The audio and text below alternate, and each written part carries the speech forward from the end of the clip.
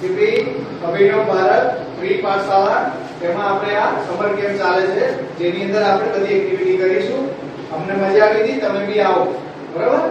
આપણા દોસ્તો, આપણે આજુબાજુ છોકરાઓ, નાના મોટા બધા છોકરાઓ, છોકરીઓ બધા લઈને આવવાનું. देश हमें देता है सब कुछ।